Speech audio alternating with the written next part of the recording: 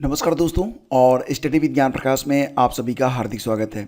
EMRS के लिए जो मामला नैनीताल हाई कोर्ट में चल रहा है, उसके बाद जो अभ्यर्थी हैं वो थोड़े से पसोपेश में हैं कि ईएमआरएस में उन्होंने आवेदन तो कर दिया है टीजीटी के लिए, पीजीटी के लिए या फिर नॉन टीचिंग पोस्ट के लिए, तो क्या वो आगे तैयारी करें या फिर क्या करें। तो ऐसे में कई सारे सवाल यहाँ पर अभ्यर्थियों ने कमेंट बॉक्स में पूछे हैं कि ईएमआरएस की परीक्षा कब तक हो सकती है। तो फ्रेंड्स, यहाँ पर दो बातें हैं। पहले तो आपको ये समझना पड़ेगा कि ईएमआरएस टीजीटी पीजीटी के लिए जो हाई कोर्ट में याचिका गई थी वो किन्होंने दायर की है। कुल मिला के 6 ऐसे अध्यापक हैं जो कालसी में पहले से ही सेवारत हैं। देखो फ्रेंड्स, ईएमआरएस के बारे में उन्होंने जो फिलहाल याचिका दायर की है वो एक ह्यूमैनिटी के ग्राउंड पर, मानवता के आधार पर सोचने योग्य है। बात यह है कि ईएमआरएस में अब तक जो भी शिक्षक भर्ती या फिर नॉन टीचिंग स्टाफ की जो भी भर्ती होती रही है वो स्टेट लेवल पर होती रही है, और ये भर्तियां एडहॉक के बेस पर ही, मतलब कॉन्ट्रैक्ट बेस पर होती रही हैं। ये परमानेंट भर्तियां नहीं हैं। लगभग 10,000 के आसपास अब ऐसे लोग हैं जो ईएमआरएस में काम कर रहे हैं, लेकिन ये परमानेंट नहीं है। फिलहाल यहाँ पर जो 6 लोग ये याचिका दायर किए हैं कि फ़िलहाल जो जुलाई में टीजीटी और पीजीटी के लिए, साथ ही साथ नॉन टीचिंग पोस्ट की जो वैकेंसी आई थी उसको रद्द किया जाए, उनका भी अपना जो आधार है वो अपनी जगह पर गलत नहीं है। देखो फ्रेंड्स, यहाँ पर आप जानते हैं कि ईएमआरएस में अभी तक जितने भी स्टाफ हैं, लगभग उसमें 10,000 स्टाफ ऐसे हैं जो कि परमानेंट नहीं हैं, और उन्होंने लगभग 5 से 7 साल तक अपनी सेवाएं दी हैं। तो इनका ये कहना है कि ठीक है, आप परमानेंट भर्ती कर रहे हैं, अच्छी बात है, लेकिन हम लोगों का क्या, हम लोग भी 5-7 साल तो दे ही चुके हैं, तो हम लोगों के बारे में भी विचार आपको करना पड़ेगा। फिलहाल जैसा कि आप जानते हैं, जो अगली हियरिंग होनी है वो 17 अक्टूबर को करवाई जाएगी। मतलब 17 अक्टूबर को डेट लगी है, 17 अक्टूबर 2023 को इसकी अगली हियरिंग है। तो 17 अक्टूबर तक, जैसा कि आप जानते हैं, नैनीताल हाई कोर्ट ने ये कहा है कि एज इट इज़, जैसी पोजीशन है उसको वैसे ही बनाए रखा जाए। भर्ती रद्द नहीं हुई है, ना ही इसमें कोई बदलाव हुआ है, लेकिन ये है कि ठीक है, हम ईएमआरएस का जो पक्ष है उसको सुन लें, उसके बाद जो डिसीजन है वो देंगे।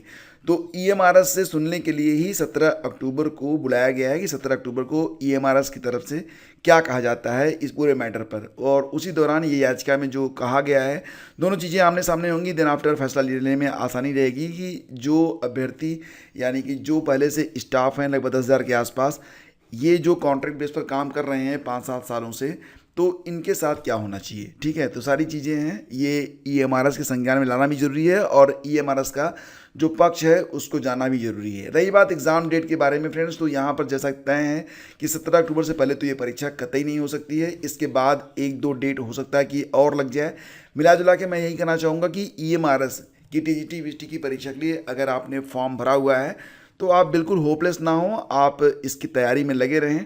और जो लोग इस याचिका से संबंधित हैं, जो अपना बहुमूल्य समय दे चुके हैं ईएमआरएस को, वो लोग भी, मुझे उम्मीद है कि मानवता के आधार पर उनको भी राहत जरूर मिलेगी। अच्छी बात है कि उन्होंने याचिका डाल दी कि भैया हमारा भी सोचो। चलो, सारी बातें अपनी जगह हैं, लेकिन परीक्षा कब तक हो जाएगी।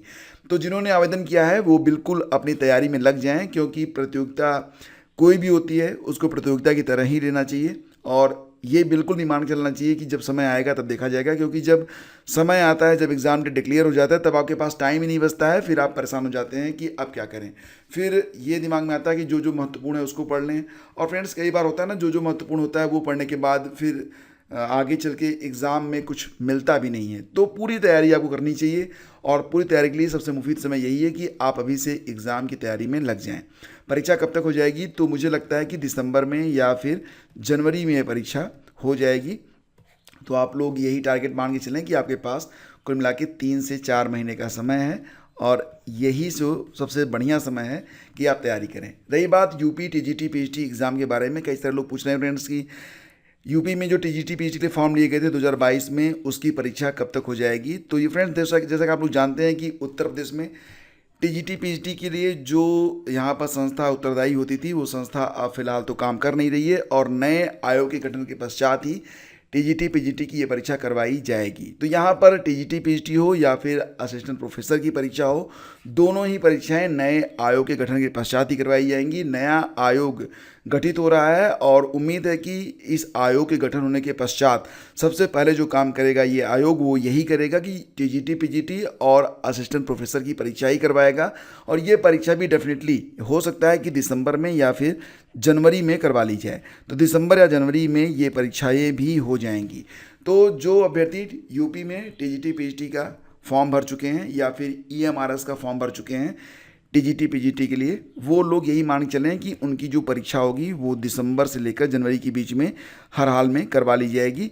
और फिलहाल जो नया आयोग है उस पर अब किसी प्रकार का कोई व्यवधान नहीं है। आयोग बहुत जल्द सक्रिय हो जाएगा और काम करना स्टार्ट कर देगा और उसके बाद जो भी चीज़ें हैं वो सामने आने लगेंगी। लेकिन जो भर्तियां रुकी हुई हैं उनको पूरा करना ये आयोग की प्रायोरिटी में होगा। इसलिए टीजीटी पीजीटी के लिए जो एग्ज़ाम डेट होगी वो दिसंबर या जनवरी हो सकती है। ये बिल्कुल मुफीद डेट मानकर आप अपने एग्ज़ाम की तैयारी में लगें, क्योंकि बहुत सारे लोग ऐसे भी हैं जिन्होंने अभी तक तैयारी स्टार्ट ही नहीं की है। हो सकता है कि आपको अक्टूबर में एक नोटिस मिल जाए कि 10 दिसंबर को परीक्षा हो रही है, बाय द वे ऐसी कोई नोटिस मिल जाए तो आपके पास कितना समय बचेगा। फिलहाल समय का दुरुपयोग बिल्कुल ना करें। अगर आपने फॉर्म भरा है तो पूरी तैयारी करें। बाकी अगर आपके मन में अभी भी कोई शंका है, कोई संदेह है, तो आप नीचे कमेंट कर सकते हैं। Thank you so much.